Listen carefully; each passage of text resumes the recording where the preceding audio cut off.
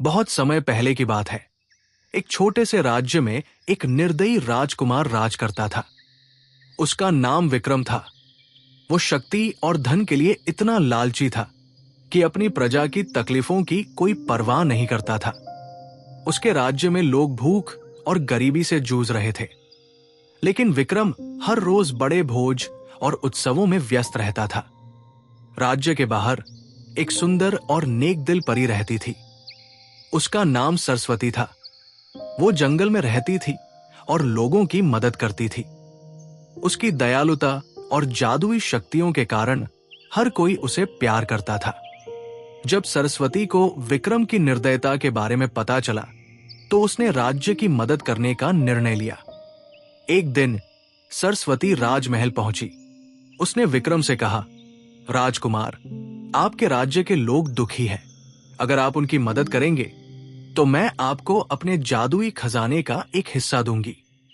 लेकिन विक्रम हंसते हुए बोला, मुझे तुम्हारे खजाने की जरूरत नहीं है। मैं सिर्फ अपने लिए जीता हूं। लोगों की तकलीफों से मुझे कोई फर्क नहीं पड़ता। सरस्वती ने उसकी निर्दयता देखकर कहा, तुम्हारे इस घमंड का परिणाम बहुत बुरा होगा। अभी भी वक्त है, अपने राज्य के लोगों के लिए कुछ करो। लेकिन विक्रम ने उसकी बातों को अनसुना कर दिया। सरस्वती ने तय किया कि वो विक्रम को एक सीख देगी। उसने अपनी जादुई शक्तियों का इस्तेमाल करते हुए एक सुंदर बगीचा बनाया। उस बगीचे में एक खास पेड़ था, जिस पर एक जादुई फल उगता था। उस फल को खाने वाला इंसान नेक दिल और दयालु बन जाता था। सरस्वती ने खबर फैलवाई कि वो फल केवल उस व्यक्ति को मिलेगा जो दिल से नेक और दूसरों की मदद करने वाला होगा। यह सुनकर राज्य के लोग उस फल को पाने की कोशिश करने लगे, लेकिन फल किसी को नहीं मिला। जब विक्रम को इस जादुई फल के बारे में पता चला, तो उसका लालच जाग उठा। उसने सोचा, अगर मैं इस फल को खाऊंगा तो मेरी शक्ति और बढ़ जाएगी। मैं अमर हो जाऊंगा। विक्रम ने बगीचे में जाकर फल को तोड़ने की कोशिश की, लेकिन फल ने उससे कहा, तुम्हारी आत्मा नेक और सच्ची नहीं है। मैं तुम्हारे हाथों में नहीं आ सकता। गुस्से से विक्रम ने अपना तलवार निकाली और पेड़ को काटने की कोशिश की। उसी समय सरस्वती वहां पहुंची और बोली, राजकुमार, इस फल को पाने का एकमात्र तरीका है दयालु बनना और अपने राज्य के लोगों की मदद करना। लेकिन विक्रम ने कहा, मैं किसी की मदद नहीं करूंगा। मैं ये फल अपनी ताकत से लूंगा।